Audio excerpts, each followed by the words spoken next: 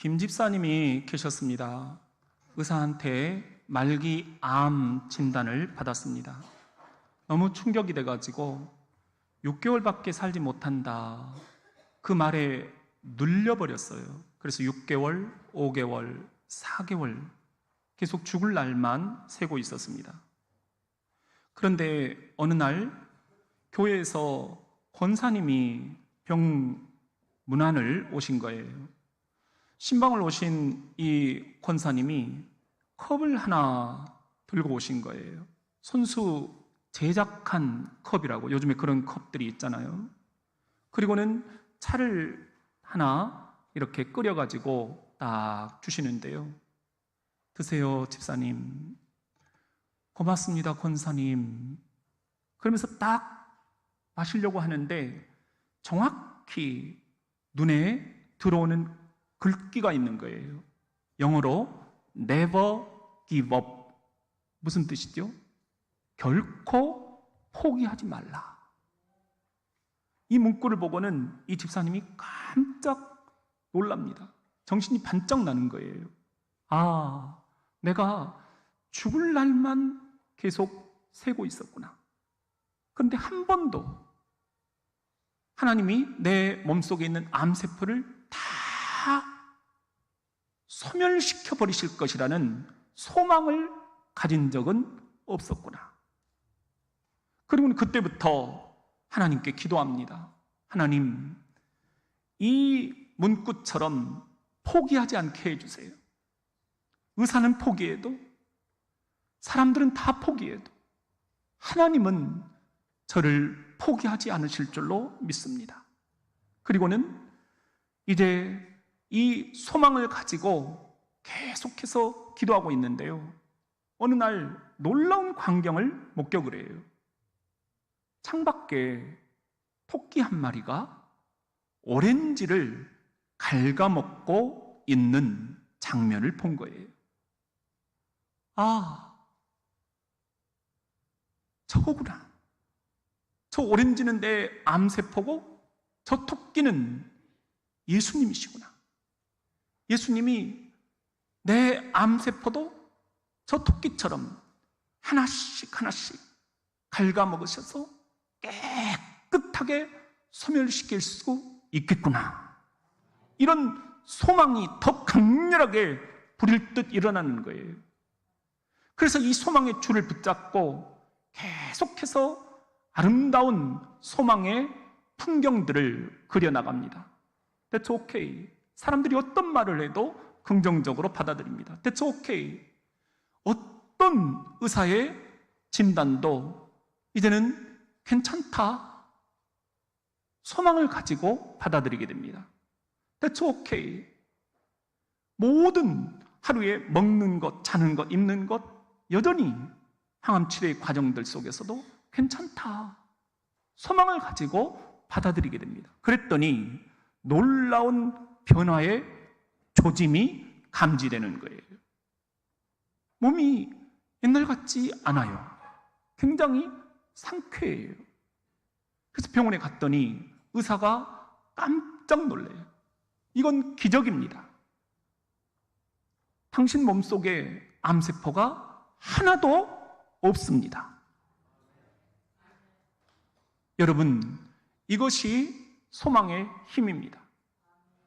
저에게도 지금 이런 소망의 힘이 하나님께서 주고 계심을 감지합니다. 제가 새로운 치료를 시작을 했는데요. 이제 2주가 됐어요. 12주간 새롭게 임상치료를 하게 됐습니다. 이것도 맞아떨어져야 되는데 정말 다행히 잘 맞아서, 여러분, 제가 지난주 딱 1주차에 갔는데요. 의사 선생님이 너무 힘들지요. 너무 고통이 많을 거예요. 근데 저는 몸이 너무 가벼운 거예요. 아니요, 선생님, 저는 지난번보다 이번 임상치료가 훨씬 더 좋은데요. 의사가 깜짝 놀라는 거예요. 그리고는 봅시다 그러는데요. 엑스레이 딱 한 번 찍었는데 그 전에 있던 이 폐암 사이즈가 확 줄어 있는 거예요.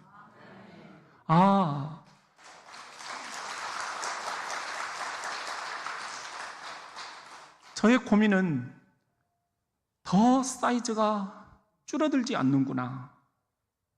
그런데 의사 선생님이 좀 더 적극적인 치료를 한번 해보자 권면하셔가지고 시작을 한 거거든요. 그런데 이렇게 일주 만에 하나님께서 역사를 하시는구나.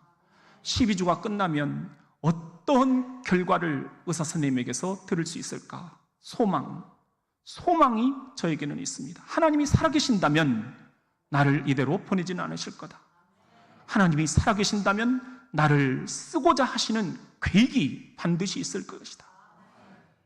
이것이 소망의 힘입니다. 사랑하는 성도 여러분, 소망. 우리는 그런 의미에서 지난주부터 이 10월 세 걸음만 내디뎌보자 말씀을 드렸습니다. 지난주에는 믿음으로 한 걸음, 그리고 오늘은 한 걸음 주 예수와 함께, 그 한 걸음을 소망으로 내디뎌 보고자 합니다. 그렇다면 이 10월, 이 가을, 그 한 걸음을 소망으로 내디디려면 어떻게 해야 할까요? 낙심이 돼도 하나님께 소망을 두는 것입니다. 오늘 본문을 보면은요, 세 토막으로 붙어 있어요. 우리가 읽은 건 시편 43편이지만 실은 그 앞편 42편부터 1절, 2절, 3절, 우리가 부리는 노래로 하면은 세 파트로 붙어 있는 거예요. 여러분, 그 첫 번째 시편 42편 1절을 한번 보실래요? 사슴이 시냇물을 찾기에 갈급함 같이, 지금 시인은 사슴이 되어 있습니다. 2절을 보면은 살아계시는 하나님을 갈망하나니, 이 사슴이 하나님을 갈망합니다. 하여 목마른 사슴의 노래가 하나님께 봉헌이 되고 있는 것입니다. 3절에 보면은 내 눈물이 주야로 내 음식이 되었도다. 시인은 눈물이 어떤 의미인지를 알고 있는 것 같아요. 눈물 젖은 빵을 먹어보지 않은 자와는 인생을 논하지 말라 하잖아요.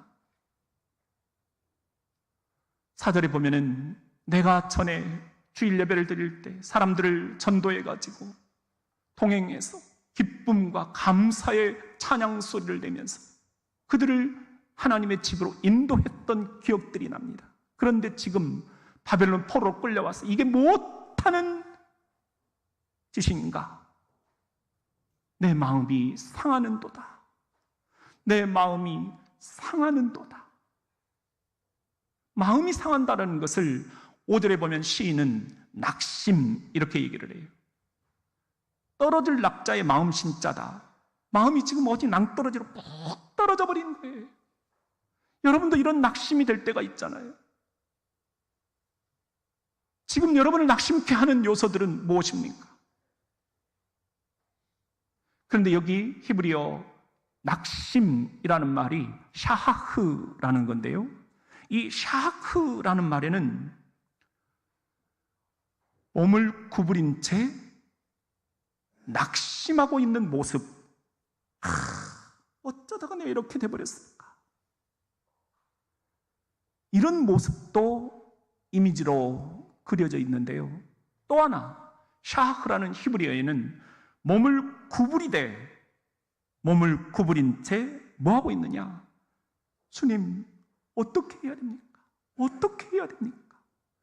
몸을 구부린 채 기도하고 있는 모습도 그 이미지에 그려져 있다라는 거예요. 예수님이 정확히 이 부분을 언급을 하십니다. 누가복음 18장 1절에 보면은 예수께서 그들에게 항상 기도하고 뭐 하지 말라? 낙심하지 말아야 할 것을 비유로 말씀하셨다. 항상 기도해야 된다. 그래야 낙심이 물러간다. 낙심이 들어오지 않는다. 이게 예수님의 지론이에요.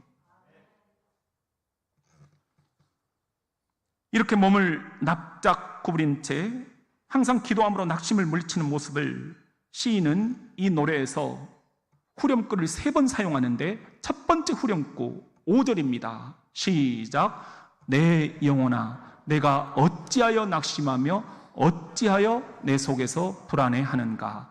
너는 하나님께 소망을 두라. 그가 나타나 도우심으로 말미암아 내가 여전히 찬송하리로다. 여러분 보세요. 여기서 낙심을 물리칠 수 있는 시인의 비결은 뭐였습니까? 너는 하나님께 뭘 두라? 소망을 두라. 하나님께만 소망을 두는 것, 이것이 낙심을 물리칠 수 있는 비결이다. 이게 시인의 자전적인 고백입니다. 이렇게 하나님께 몸을 납작 구부린 채 어떻게 해야 됩니까? 하나님, 나는 어떻게 해야 됩니까? 몸을 납작 구부린 채 하나님께만 소망을 두는 것. 이럴 때 저와 여러분에게 어떤 일들이 일어날까요? 사도 바울이 여기에 대해서 얘기를 합니다. 고린도후서 4장 8절에 보면은 우리가 사방으로 죄어들어도 움츠러들지 않으며 답답한 일을 당해도 뭐하지 않으며 낙심하지 않으며 하나님께 소망을 둘 때 낙심하지 않는다는 거예요. 그리고 박해를 당해도 버림받지 않으며 하나님께 소망을 둘 때는 거꾸로 뜨임을 당해도 망하지 않는다는 거예요. 그리고 우리는 언제나 예수의 죽임당하심을 우리 몸에 짊어지고 삽니다. 이게 우리의 소망입니다. 그것은 예수님의 생명도 또한 우리 몸에 나타나게 하기 위함입니다. 그리고 하시는 말씀, 주 예수를 살리신 분이 예수와 함께 우리도, 저와 여러분도, 저도 살리실 것입니다. 여러분도 살리실 것입니다. 여러분과 함께 세워주시라는 것을 우리는 잘 알고 있습니다. 그러므로 우리는 뭐하지 않습니다? 낙심하지 않습니다. 우리의 겉사람은 이렇게 질병으로, 노안으로 낡아가지만 우리의 속사람은 소망으로 날로 새로워집니다. 지금 우리가 겪는 일시적인 이 가벼운 고난은 비교할 수 없을 정도로 영원하고 크나큰 영광을 우리에게 이루어줍니다. 우리는 보이는 것을 바라보는 것이 아닙니다. 보이지 않는 것을 바라보는 그리스도인들입니다. 주바라기 인생들입니다. 보이는 것은 잠깐이지만 보이지 않는 것은 영원하기 때문입니다. 이 말씀을 믿으시면 아멘. 우리 이 10월 여러분을 낙심케 하는 요소가 무엇입니까? 여러분의 마음을 깔아뜨리는 요소가 무엇입니까? 그런 낙심들을 이 소망의 말씀 붙잡고 너는 하나님께 소망을 두라. 이 시인의 노래처럼 하나님께 소망을 두심으로 낙심도 툴툴 털고 일어나는 이 가을의 아름다움을 만끽하시기를 예수의 이름으로 축원합니다. 그렇다면 이 10월, 이 가을 소망으로 한 걸음 더 내디디려면 또 어떻게 해야 할까요?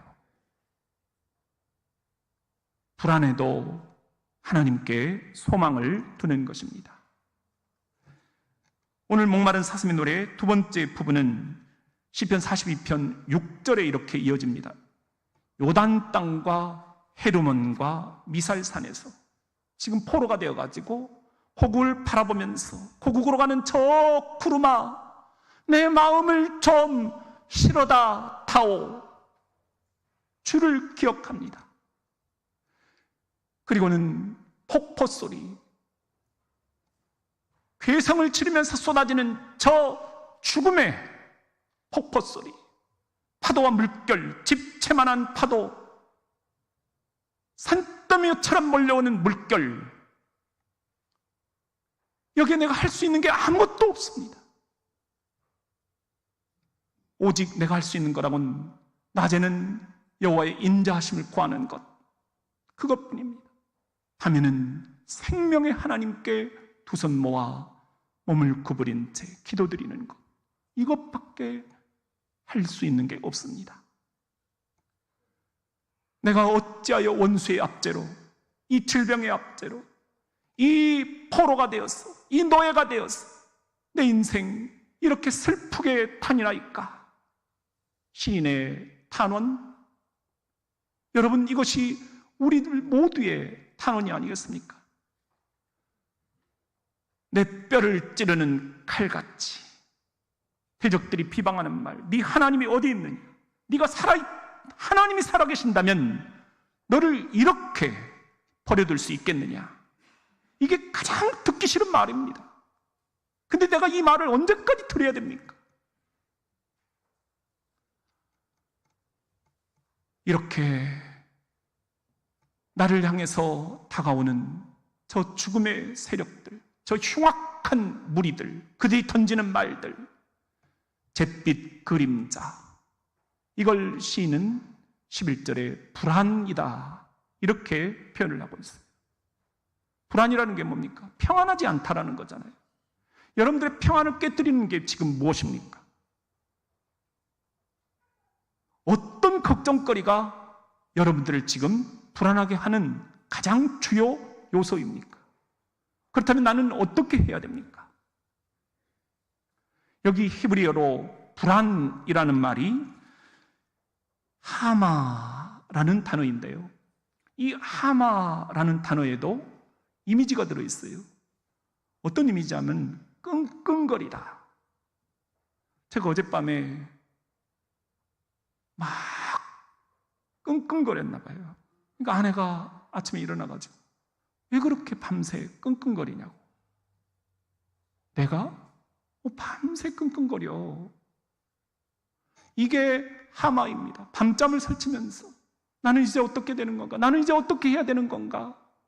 끙끙거리는 이미지, 이게 불안한 영혼의 모습인 거죠. 근데 놀랍게도 이 하마라는 히브리어에는 끙끙거리다라는 말 외에 으르렁거리다라는 그런 이미지가 또 있어요.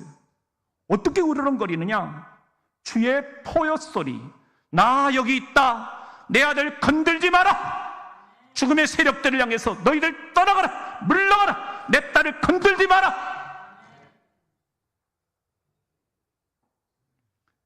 으르렁거리며 포효하시는 주님의 모습, 이것이 하마라는 이미지의 또 다른 뜻입니다. 그게 오늘 우리가 놓쳐버린 이 7절의 말씀에 들어있어요. 주의 폭포 소리에. 우리는 폭포라는 말에 꽂혔어. 두렵다, 이 생각만 했는데요, 이 폭포 소리의 주인이 누구예요? 주님이에요. 놀랍잖아요. 이 폭포 소리를 통제하고 계시는 분이 누구예요? 주님이시라는 거예요. 그러면 됐잖아요. 모든 파도와 물결, 집채만한 파도, 산더미만한 물결, 두려웠잖아요. 그런데 여러분, 놀랍게도 모든 파도와 인생의 물결의 주인이 누구시라고요? 주님이시라는 거예요. 이 폭포, 파도, 물결을 통제하고 계시는 통제권 누구에게 있다고요? 주님께 있다라는 거예요. 예수님이 이것을 정확하게 말씀을 하고 계세요. 마태복음 8장 24절에 보면은 바다에 큰 풍랑이 일어나죠. 배가 물결에 막 뒤집힐 위험에 빠지게 되죠. 그때 예수님 뭐하고 계셨어요? 주무시고 계셨다는 거예요. 말도 안 되는 거예요. 그런데 보니까 제자들이 살려주세요, 죽게 되었습니다. 그때 예수님이 뭐라고 말씀하셔요? 왜 그렇게 무서워하냐, 믿음이 적은 사람들아. 그리고는 일어나셔 바람과 바다를 꾸짖으셨다. 바람아 잔잔하라, 바다야 잔잔하라. 꾸짖으셨더니 바다가 아주 뭐했다? 잔잔해졌다. 이것이 복음의 증언입니다. 이 말씀을 믿으시면 아멘. 내 인생의 풍랑과 물결, 어찌 그런 게 없을 수가 있겠습니까? 그런 때 어떻게 해야 할 것인가? 오늘 시인의 후렴구, 두 번째 후렴구를 보면은요, 그 답이 나옵니다. 시편 42편 11절 시작. 내 영혼아, 내가 어찌하여 낙심하며 어찌하여 내 속에서 불안해하는가? 너는 하나님께 소망을 두라. 그가 나타나 도우심으로 말미암아 내가 여전히 찬송하리로다. 불안하지 않을 수 없다. 불안하지 않은 인생은 없다. 그렇지만 이 불안의 폭포, 이 불안의 파도, 이 불안의 물결, 누가 통제하고 계신다? 주님이 통제하고 계신다. 통제권은 누구에게 있다? 주님께 있다. 그러면 끝나는 거다. 이 10월 너는 하나님께 소망을 두라. 이 소망의 말씀을 붙잡고 우리를 압도해오는 이 불안들을 툴툴 털고 일어나시는 가을이 될 수 있기를 예수의 이름으로 축원합니다. 그렇다면 이 가을, 이 10월 소망으로 한 걸음을 더 내디디려면 또 어떻게 해야 할까요? 여전히 찬송하며 하나님께 소망을 두는 것입니다. 오늘 이 시편이 세 부분이 이어져 있다 말씀을 드렸잖아요. 세 번째 부분이 바로 오늘 우리가 읽은 시편 43편입니다. 1절에 보면 이렇게 시작이 되죠. 변호하시며 나를 건지소서. 그러실 수 있는 분은 오직 하나님뿐이시지 않습니까? 이게 시인의 지금 탄식이에요. 2절에 보면은 나의 힘이 되신 하나님, 내가 그렇게 하나님을 힘을 삼아 왔는데 지금 이게 뭡니까? 어찌하여 나를 버리셨나이까? 내가 지금 할 수 있는 건 3절에 보면은 주의 빛과 주의 진리, 이건 예수 그리스도를 예표하는 예언의 말씀이에요.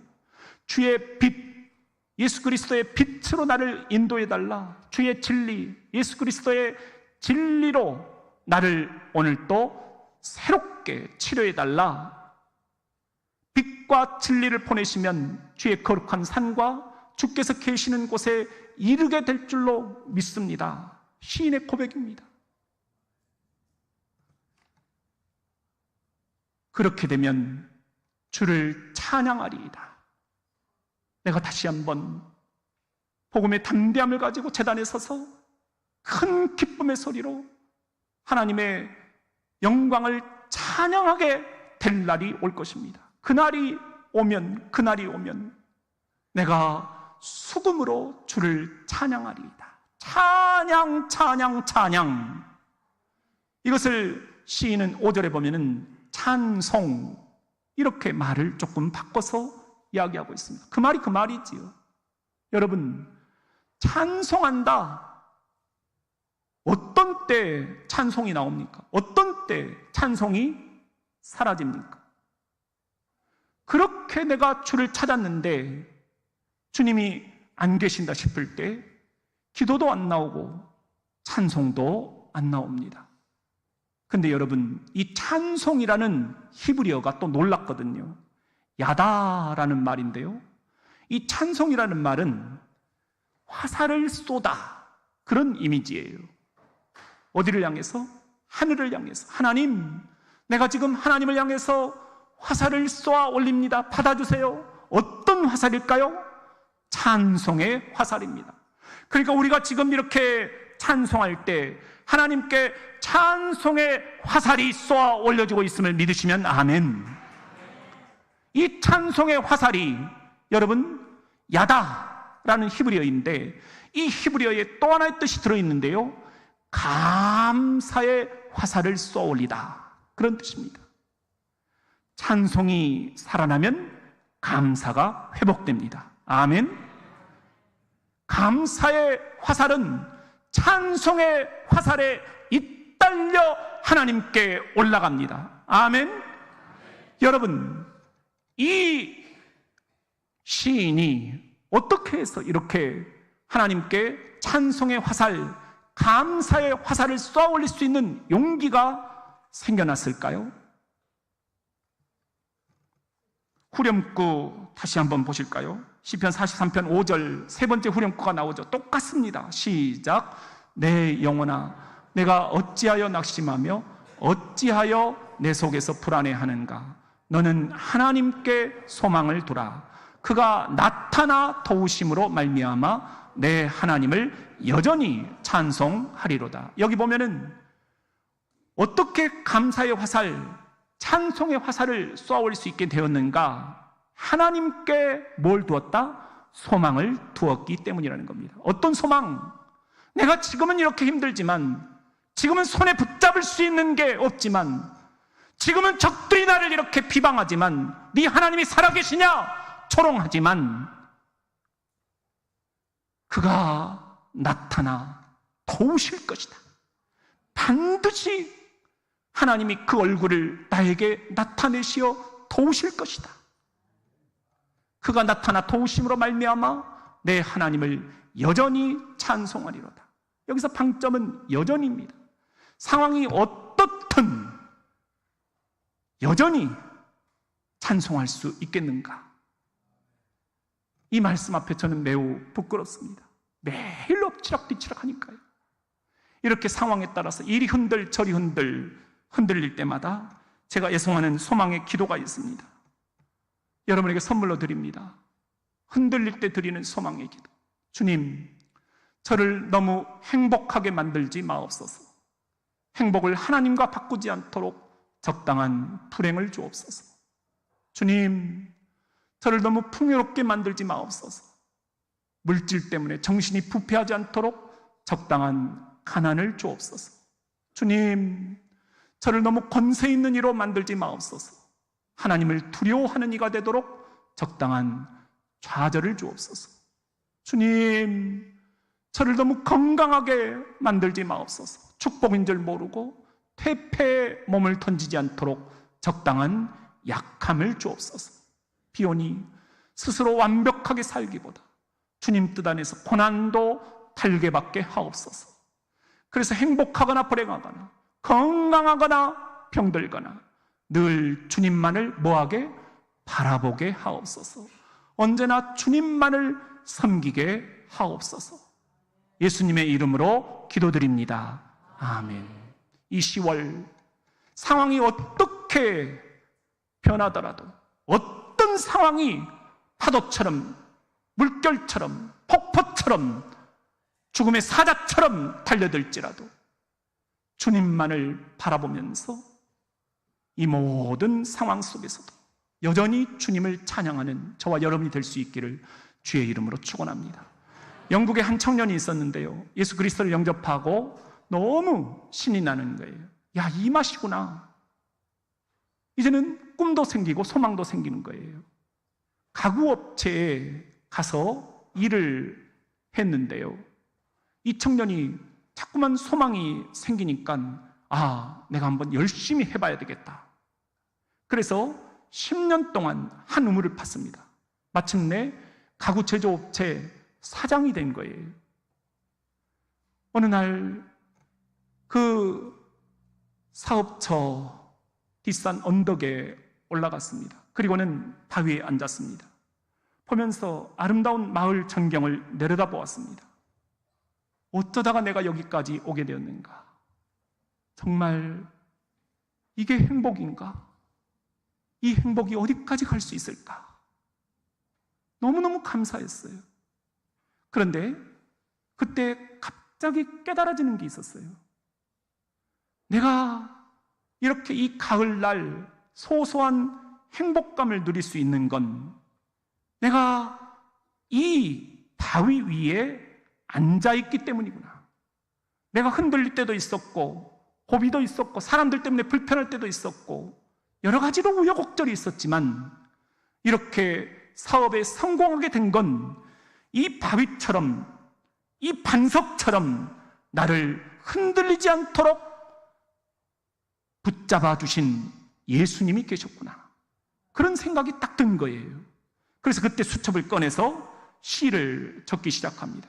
그 시가 에드워드 모트가 쓴 찬송가 488장입니다.